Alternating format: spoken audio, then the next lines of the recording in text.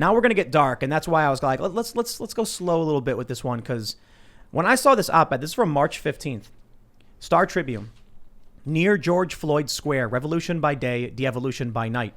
I saw this, and I'm like, oh, this will be interesting. You know, they're going to talk about, you know, Antifa. I actually assumed they were going to be, I thought it was going to be positive. I thought they were going to be like, these activists have come and they've helped us and they've brought all this goodness and organization. And then I just got a couple paragraphs in and it just got so incredibly dark. I'm scared for these people, man. I'm scared for what's going on. And it's horrifying to me that, you know, they have the like barricade saying no way, no, as in like mentally no justice. And I'm willing to bet there are a lot of well-to-do liberal types. They hear about this stuff, these autonomous zones, and they're like, good for the activists. They don't care about the locals. They don't care about what they're saying, and they will do nothing to help these people. This story, I'm not going to read through every little bit of it, but I'll read a little bit right now to give you an introduction to what's going on. They say, as neighbors of 38th Street and Chicago Avenue, also known as George Floyd Square or the Autonomous Zone, we are witnessing a revolution by day and a de-evolution by night. Prayer gatherings canceled, rallies canceled. Visitors arriving with flowers in hand only to retreat to their cars when greeted by the sound of gunshots. Neighbors ducking for cover behind our houses, children in tow. The spiritual health of our community, the feeling of being connected to something larger than ourselves, is collapsing. Here's an account of some of the events of the past 10 days on one block adjacent to George Floyd Square, where police are met by hostile groups when responding to our repeated 911 calls. March 6, 5:45 p.m. A 30-year-old volunteer is killed in the zone by gunshot. People in the zone are seen picking up shell casings and throwing them into city garbage, loading the gunshot victim into a car to drive him to the hospital. 8:20 p.m. Neighbors call 911 again as multiple shots ring out. Children listen. March 7th. 6 garages along our alley are hit by gunfire. One with its owner inside. A car crashes through a fence into a family's backyard. An 18-month-old had been playing by the fence minutes earlier. 5 p.m. 30 shots hit cars and windows and siding of at least one house, narrowly missing residents watching TV. Parents and children out biking and walking on a sunny day duck behind houses. Children watch bullets kicking up dust in the street. A zone leader visits a bullet-riddled house to comfort the family, while others from the zone are observed picking up shell casings behind her. March 8th, 2:30 p.m. Multiple shots fired. A man is photographed perched atop Cup Foods with an assault rifle on a tripod. Children cry. Zone medics are offered to visit neighbors and provide mental health support to those being traumatized. 9:50 p.m. 30 shots ring out. A person complains to a neighbor that the neighbor is parked too close to the person's car. A zone occupant with no connection to the other parties fires multiple shots into the neighbor's car and house.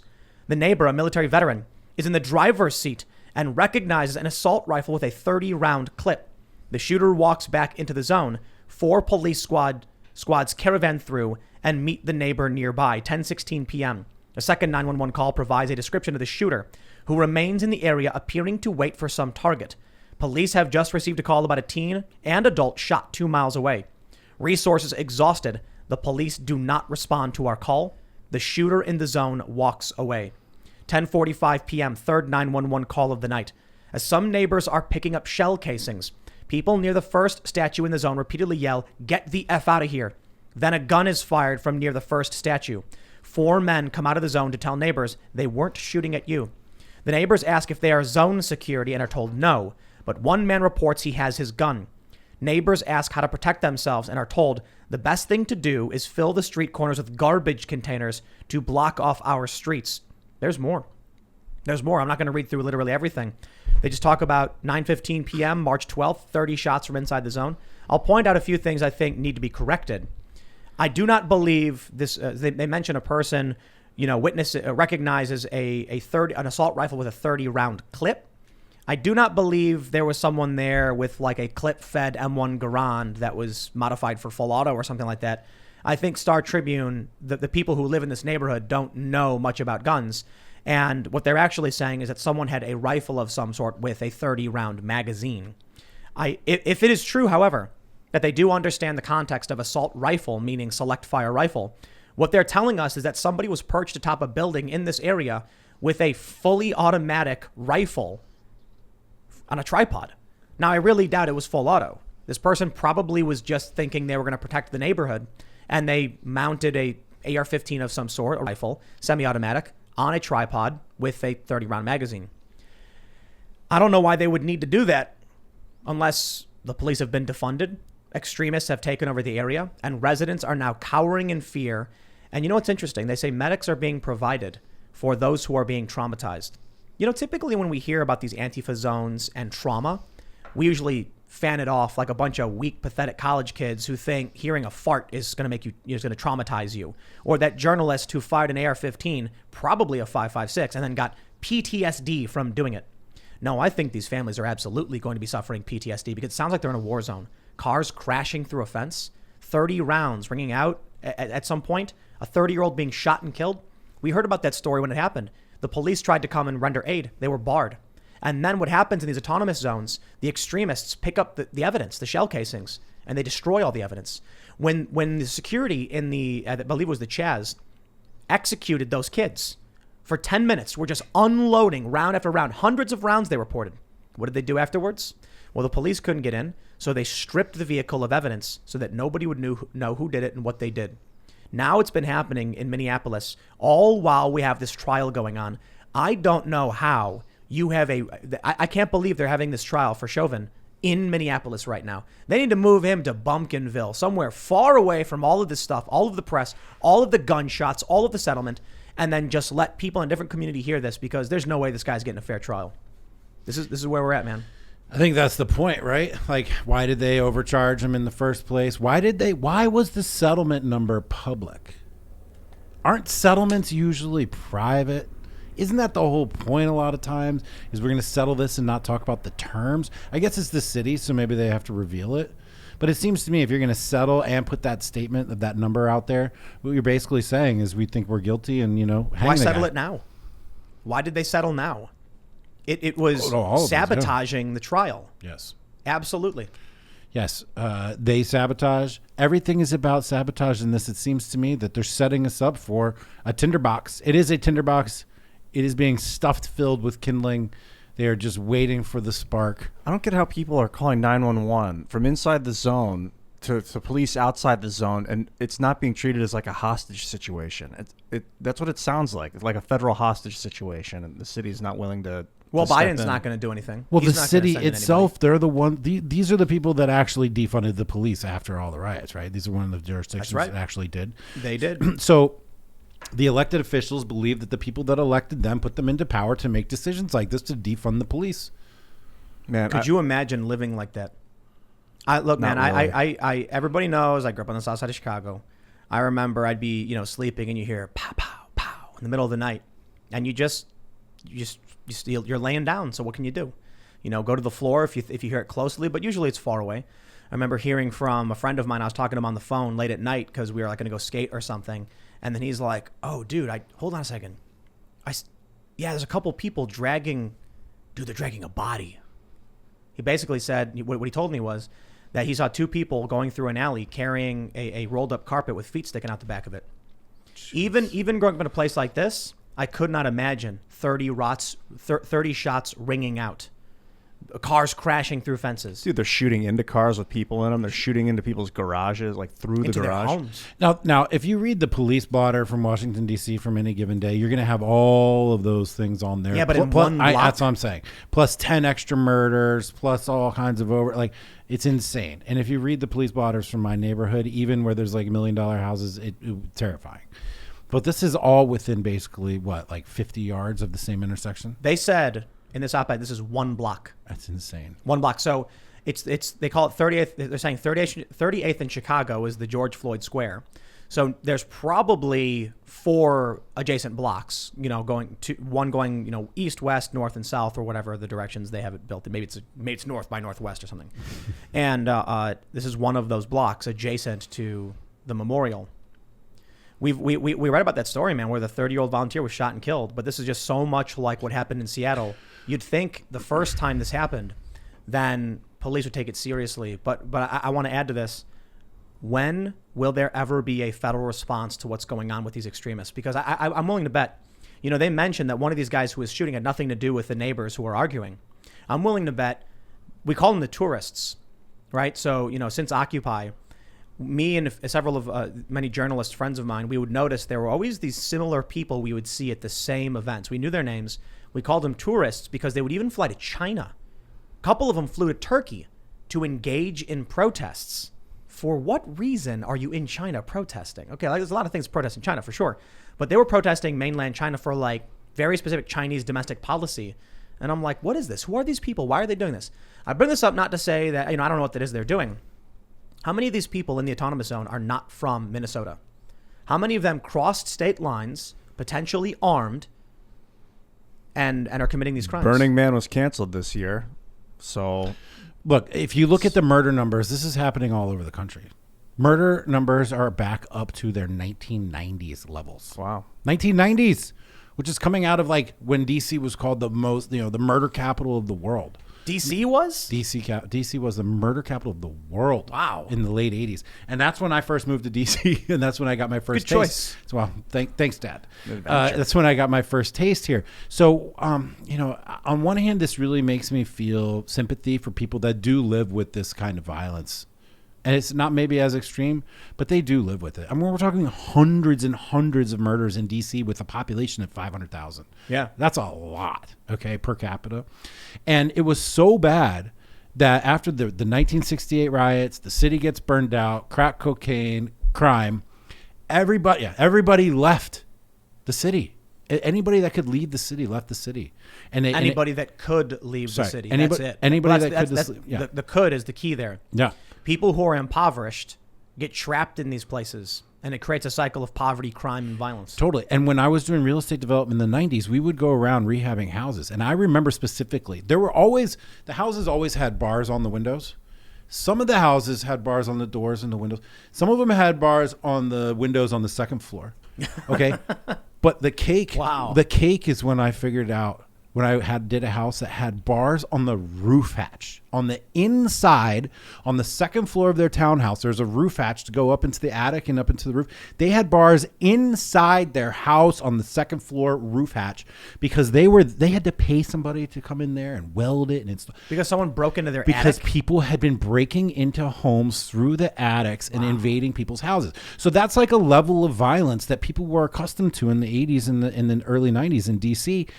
This sounds familiar. On the heels of what? Riots, breakdown of order, people moving out, the police stepping back, and just allowing this crime to take over by design in this case. This is a war zone. What they're describing. Yeah, I've been in civil conflict.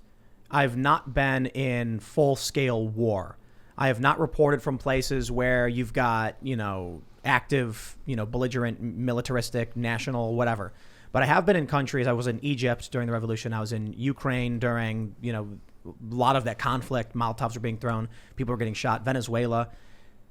I'll tell you this. Based on what they're reporting, I felt safe, reading this. And I'll preface this with, I don't know what it's actually like to be there on the ground. But when I was in Venezuela, nowhere near as scary. If what they're going through right now with an autonomous zone sounds more deadly than Caracas, which is the murder capital of the world now, I can only imagine. I mean, something's got to be done about it. This is. I mean, look. There's photos. I guess there's a photo of a giant Black Lives Matter communist fist right in the middle. Is this what people can expect when this ideological faction continues to gain power and expand? All right, here's two things that are really important. One, Black Lives Matter and Antifa should be acting as decentralized cells, not trying to hold a territory like this and using politics and other punctuated moments to get their agenda across.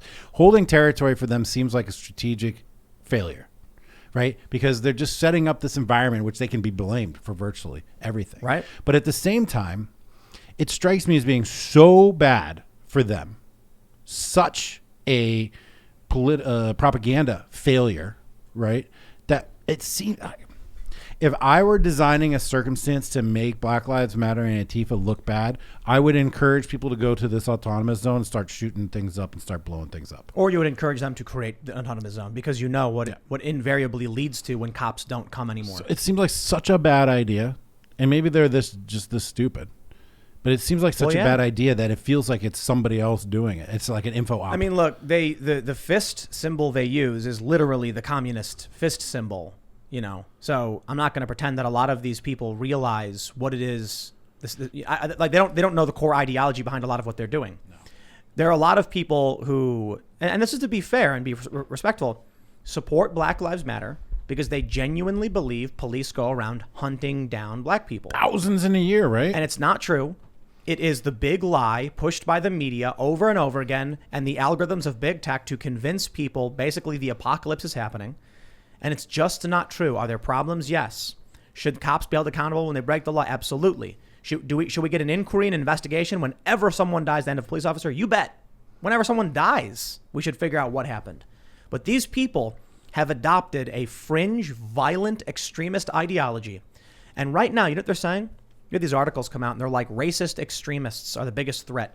White supremacists are the biggest threat. Okay, sure, fine. I don't care if you want to say they're the biggest threat. By all means, law enforcement, do your job, target the biggest threat. But can we have a real conversation about how serious this threat is as well? So I'll say it's not the biggest threat, but it's certainly a big threat. To whom? Threat to whom?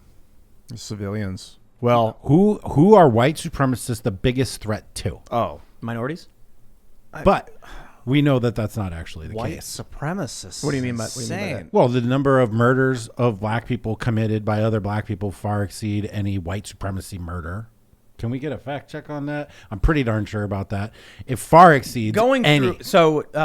White people are more likely to kill white people. Black people are more likely to kill black people. Yeah. So, you know, in these areas, it's particularly interesting when you have white progressive Antifa types going into minority areas and burning down black businesses and contributing to that chaos conflict. But I think they're specifically talking about terror and political, not like random street violence and muggings. Right. So here's the irony of that. It's written by the white dominant, I'm using their words, white dominant supremacy culture, the white oppressive structures. The government is saying that the biggest threat is white supremacists. To whom? Well, to the government. They're not actually saying... Right, they're saying terrorism. Right, but they're not actually talking about who the threat to minority people. They're very specifically coming at it from a white power structure perspective, saying I see what white supremacists are the biggest problem. So ironically, if minorities are picking up that as a position... I don't think that's actually what they're saying. I see what you're saying. They definitely fear the threat from the Q people and, you know, far right groups storming the Capitol, all that stuff. But we just had that atrocity happen with that incel guy who went to the Asian massage parlors. So this is what I'm saying. I'm not here to argue they're wrong. By all means, if the experts come out and say racist extremists and white supremacists are the biggest threat we face, I say, well then, thank God you guys are on top of this one. No joke. If you guys are actually tracking down the extremists and going to stop the violent criminals from committing atrocities, then I'm glad you're there because we don't want that to happen. Okay, great. Now, do you have any extra police or federal agents that can stop the autonomous zone extremism that's putting people under occupation and making them live in fear and under violence, under the boot of these extremists? Because I don't understand why they can't do that. I don't understand why they can send out a dozen agents for a garage pull rope for that NASCAR driver because they thought it was racist. But they can't do anything to stop this? Because the government doesn't want it in Minneapolis, in Minnesota. The people don't want it. The elected officials don't want it. The city councils are the ones that move to defund the police. That entire community is infected, top to bottom, apparently, with this mind disease. Right. And the part that you pointed out. Well, not at the bottom. These are the ones who are writing the op-ed saying people are fleeing and we refuse. Sure. We want our city back. Sure. So they're coming into close contact with reality now. What all these people who are like, oh, yeah, Black Lives Matter to fund the police. I'm all for that. Who could be against Black Lives Matter?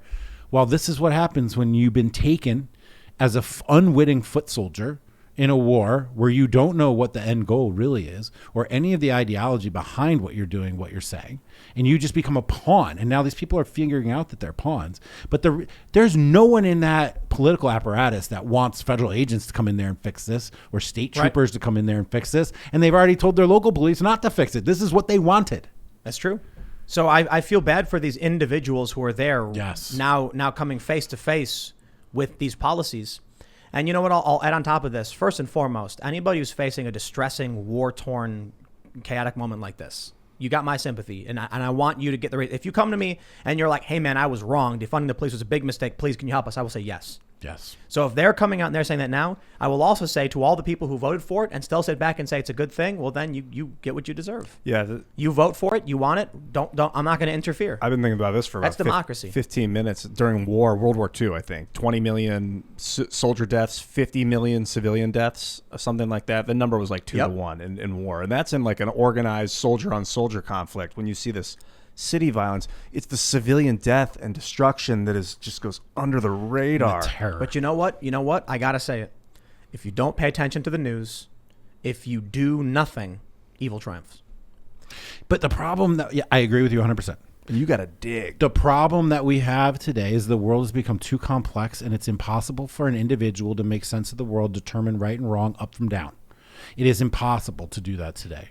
Right? Because we live in a purposefully polluted information space. It's impossible for anybody working outside of that space.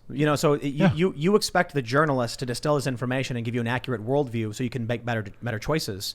Instead, what you get now is rage bait garbage, ridiculous stories, drama, articles, so-and-so's fighting with so-and-so or whatever. That's what you get. Yeah. Here's the latest bigot. Tucker Carlson is now Donald Trump, saith Brian Stelter. Right. Oh, we know why he did that. Because CNN's ratings dropped by something like 50 some odd percent, and then another like 47 in the key demo. So they're on dire straits. They need a new white devil. They need a new villain to report on to keep everyone all going crazy. It's not going to work. No one cares about Tucker Carlson, Brian. No, they tried doing Marjorie Taylor Greene, but nobody cares about a freshman congresswoman. Okay, well, how about Tucker? He's got the biggest show on Fox News. Sorry, bro. People are hitting me up. A lot of people hit me up, and they're like, Tim, YouTube is suppressing my channel right now. What's happening? As soon as the election was over, they started hitting my channel. I was like, no one's suppressing your channel. Nobody cares, okay? Look, you were on the show on January 6th. We had 80,000 people watching. Got 100,000. A million views in the first night of live viewership, and then 800 or 900,000, video on demand views. And now viewership goes way down because we're coming off of that political season. Fortunately for us, we're a small podcast with, small business. Things are going well, but for CNN, oh no, they're getting crushed, and it's getting brutal. To just finish that last point though, on this complexity of the world, it was once upon a time, I believe, rational to be ignorant of politics. You're not going to be able to deduce everything. You're not going to be able to figure it all out and make a vote that's going to count, right? Because it's never just decided by one vote. So there was a little rationality to being ignorant. But today, it is irrational to be ignorant. If you are ignorant and you just accept what's given to you over the mainstream media and through the legacy and through our institutions, you will end up fat, sick, chained to a desk, in debt, working for a corporation, wearing a mask, staying at home, putting your kid in quarantine next to you, listening to them cry out for you. And you'll think that we live in a world where white supremacy is the biggest problem and that Black Lives Matter just means we want black people to have a good life. Thanks for checking out this clip from the Timcast IRL podcast. If you want to see the full show, come back to this channel, youtube.com/TimcastIRL, Monday through Friday at 8 p.m., where you can leave comments and super chat, and we actually will read your comments on the show. Don't forget to like, share, subscribe, and if you want exclusive members-only content, segments you can't get anywhere else, go to timcast.com, become a member, and we even have full bonus episodes. Thanks for hanging out, and we'll see you all next time.